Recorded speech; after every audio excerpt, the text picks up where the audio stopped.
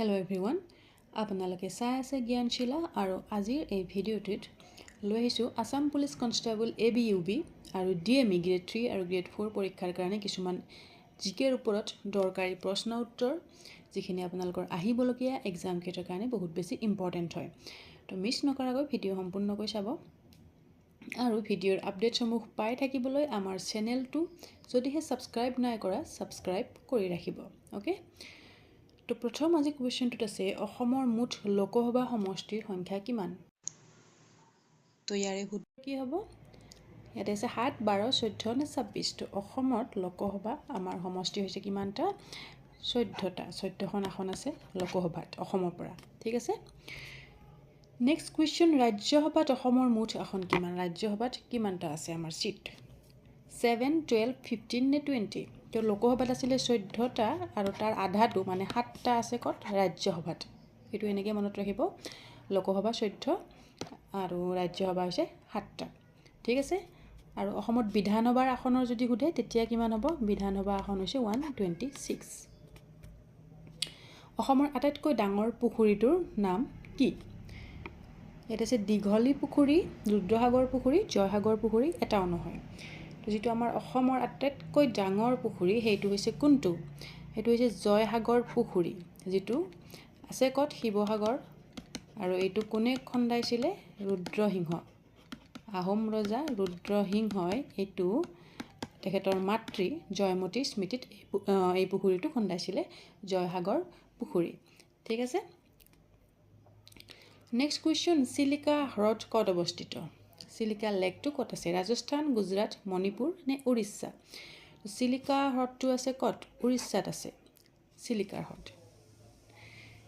তাৰ পিছৰ প্ৰশ্নটোত আছে ডাল হ্ৰদ কত অৱস্থিত ত্ৰিপুৰা মহাৰাষ্ট্ৰ কাশ্মীৰ নে হিমাচল প্ৰদেশ তো ডাল হ্ৰদটো আছে কত ডাল লেকটো আছে কত এটো আছে কাশ্মীৰত আছে ডাল লেক ওকে আমাৰ WhatsApp গ্ৰুপত যদি আপোনালোকে জয়েন হ'ব বিচাৰে তেতিয়া হলে গ্ৰুপৰ লিংক ডেসক্ৰিপচন বক্সত দি থোৱা আছে তাত গৈ পেলাই গ্ৰুপত আপোনালোকে জয়েন হ'ব পাৰিব নেক্সট কোৱেশ্চনটো আছে ভাৰতৰ আটাইতকৈ দীঘল হাইৱে কোনটো দীঘল হাইৱে সুধিছে তো ইয়াতে আছে NH10 44 37 12 তো এইটো আছে কোনটো NH44 ওকে এটো কপৰা কলৈকে আছে এটো শ্ৰীনগৰৰ পৰা আৰম্ভ হৈ পেলাই কন্যাকুমাৰীত এটো শেষ হয় এই হাইৱেটো ঠিক আছে টোটাল 12খন ৰাজ্যৰ মাজেৰে এটো পাৰ হৈ যায় এইকিখন মনত ৰখাটো ইমান প্ৰয়োজনীয় নহয় যদি পৰীক্ষাত সুধি দিব পাৰে তো ৰাজ্যকেইখন আপোনালোকে এবাৰ চাই ল'ব তথাপি মই কৈ দিছো কাশ্মীৰ হয় কাশ্মীৰৰ পৰা আৰম্ভ হয় তাৰ পিছত পাঞ্জাব হাৰিয়ানা দিল্লী UP ৰাজস্থান মধ্যপ্ৰদেশ মহাৰাষ্ট্ৰ তেলেংগানা অন্ধ্ৰপ্ৰদেশ কৰ্ণাটক আৰু তামিলনাডু ওকে এটো গোটেইখন ৰাজ্যৰ নাম নুসুধিলে এটো কৰিব পাৰে যে কিমানখন ৰাজ্যৰ মাজেৰে পাৰ হৈ যায় নেক্সট কোৱেশ্চনটো আছে অসমৰ আটাইতকৈ পুৰণি ৰেল ষ্টেচনটোৰ নাম কি ইম্পৰ্টেন্ট হয় তো কি আছে ইয়াতে ডাঙৰি railway station Guwahati railway station Rangia railway station and Diphu railway station correct answer কোনটো হ'ব শুদ্ধ উত্তৰ হ'ব অপচন এ ডাঙৰি ৰেলৱে ষ্টেচন এটো ব্ৰিটিছৰ দিনত তেতিয়া এখন ডিব্ৰুগড় ডিস্ট্ৰিক্ট আছিল গোটেইখন তো তাত এটো স্থাপন কৰা হৈছিল ডাঙৰি railway station okay next question Mahatma গান্ধীৰ ৰাজনৈতিক গুৰু কোন আছিল political Guru of Mahatma Gandhi Rabindranath Thakur দাদাভাই নৰজী গোপাল কৃষ্ণ গোখলে নে জৱাহৰলাল নেহেৰু তো মহাত্মা গান্ধীৰ পলিটিক্যাল গুৰু মানে ৰাজনৈতিক গুৰু আছিল গোপাল কৃষ্ণ গোখলে ঠিক আছে আৰু মহাত্মা গান্ধী 1915 চনত আমাৰ ভাৰতলৈ আহিছিল 9 জানুৱাৰী তাৰিখত আহিছিল আৰু সিদিনা আমাৰ পালন কৰা হয় প্ৰবাসী ভাৰতীয় দিৱস আৰু মহাত্মা গান্ধী অসমলৈ প্ৰথম কেতিয়া আহিছিল 1921ত ঠিক আছে 1921ত অসমলৈ প্ৰথম তেখেত আহিছিল ইম্পৰ্টেন্ট হয় এইখিনি তেখেতক মহাত্মা উপাধি কোনে প্ৰদান কৰিছিল মহাত্মা গান্ধীক মহাত্মা উপাধি দিছিল ৰবীন্দ্ৰনাথ ঠাকুৰে আৰু তেখেতক ফাদাৰ অফ নেশ্যন বুলি কোনে কৈছিল ৰাষ্ট্ৰপিতা বুলি তেখেতক কৈছিল সুভাষ চন্দ্ৰ বসুৱে ওকে গোটেইখিনি ইম্পৰ্টেন্ট হয় নেক্সট কোৱেশ্চন ইনসুলিনৰ প্ৰয়োগ কি ৰোগ নিৰাময়ৰ বাবে কৰা হয় কেঞ্চাৰ মধুমেহ জণ্ডিছ নে মেলেৰিয়া ইনচুলিন কিহৰ কাৰণে লয়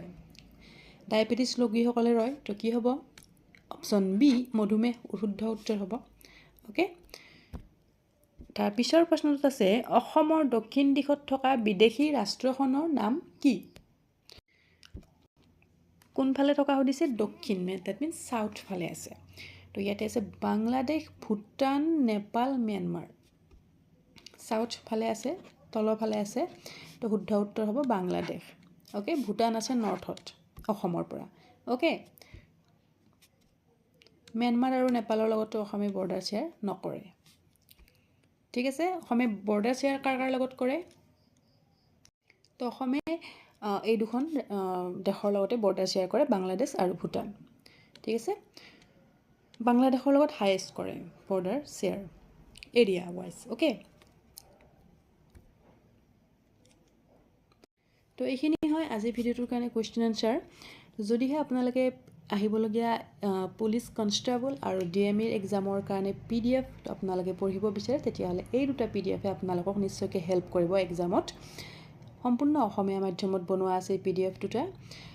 এবাৰ এডিআৰই কাৰণে বনোৱা হৈছিল তো বহুত বেছি ইম্পৰ্টেণ্ট কুৱেশ্চন ইয়াতে ইনক্লুড হৈ আছে যদি ল'ব বিচাৰে ল'ব পাৰিব দুইটা একেলগত ল'লে 20% ডিসকাউন্ট আপোনালোকে পাব অধিক জনাৰ কাৰণে হোৱাটছএপ নম্বৰ মই দি দিছোঁ ইয়াতে 8402086470 যদি হোৱাটছএপ নম্বৰটো ইয়াত স্পষ্ট হোৱা নাই তেতিয়াহ'লে ডেছক্ৰিপশ্যন বক্সত যাব তাত লিংকত হোৱাটছএপ নম্বৰ দি থোৱা আছে তাতে আপোনালোকে হোৱাটছএপ নম্বৰ পাই যাব ওকে সো কেনে পালে ভিডিওটো আপোনালোকৰ ফিডবেকবিলাক আমাক জনাব